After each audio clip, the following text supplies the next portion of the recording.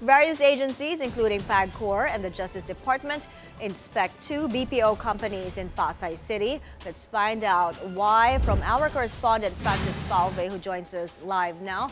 Francis, what can you tell us?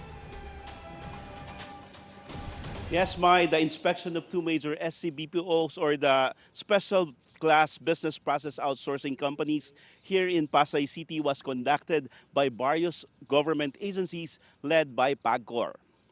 It was spearheaded by PAGCOR Chairman Alejandro Tenco and DILG Secretary John Vic Remulla, along with representatives from the Presidential Anti-Organized Crime Commission, Securities and Exchange Commission, Anti-Money Laundering Council, and the Department of Justice. The purpose of the inspection was to ensure the legitimacy of these BPO companies' documents and their compliance with the country's regulations. According to PAGCOR, they fully support special class BPOs that have significant potential to hire additional workforce in the coming years.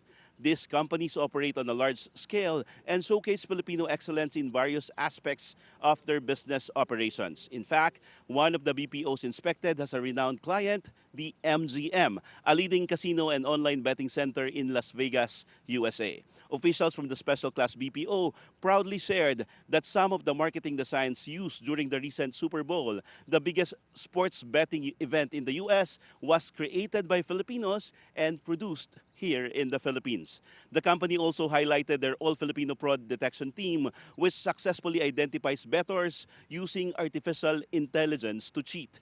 These are just two of the potential employers for the 40,000 workers displaced due to Executive Order 74, which banned all POGOs nationwide, affecting even legitimate special class BPOs.